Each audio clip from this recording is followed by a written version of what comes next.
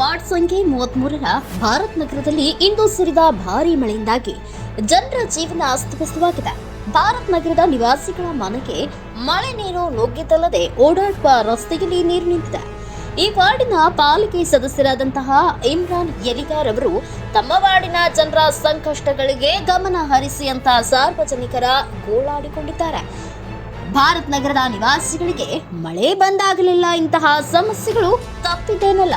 ಸಮಸ್ಯೆಗಳಿಗೆ ತಮ್ಮ ವಿಧಾನಸಭಾ ಕ್ಷೇತ್ರದ ಶಾಸಕರು ಅರವಿಂದ್ ಬೆಲ್ಲದವರಾಗಲಿ, ತಮ್ಮ ವಾರ್ಡಿನ ಪಾಲಿಕೆ ಸದಸ್ಯರಾದ ಇಮ್ರಾನ್ ಯಲಿಗಾರ್ ಆಗಲಿ ಈ ಕಡೆ ಏಣಕ್ಕೆ ಸಹ ನೋಡುವುದಿಲ್ಲ ಎಂದು ಭರತ್ ನಗರ ನಿವಾಸಿಗಳು ಆರೋಪ ಮಾಡಿದ್ದಾರೆ. ನೀರು ಇಲ್ಲಿ ರೋಡ್ ಆಗಿಲ್ಲಪ್ಪ, ಮೇನ್ ರೋಡ್ ಇಲ್ಲ ನಮ್ಗೆ. ಮತ್ತೆ ಅಲ್ಲಿಂದ ನೀರು ಮೇಲಿಂದ ಎಲ್ಲ ಕಡೆ ನೀರೆಲ್ಲ ಇಲ್ಲೇ ಬರ್ತಾವ. ನಮ್ಮ ರೋಡಿಗೆ ಬಂದ್ ಏನಾಗ್ತೈತಿ, ಇಲ್ಲಿ ಹೋಗ್ಬೇಕಂತಂದ್ರೆ ನಮ್ಗೆ ಹಾದಿ ಸರಿ ಇಲ್ಲ.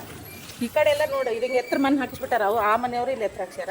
ನಮ್ಗೆ ರೋಡ್ ಇಲ್ಲ, ರೋಡ್ ಆಗಿಲ್ಲ. ಮತ್ತು ನೀರು ಹೋಗಕ್ಕೂ ದಾರಿ ಇಲ್ಲ. ಎಲ್ಲ ಮನೆ ಮುಂದೆ ನಿಲ್ತಾವ ನೀರು.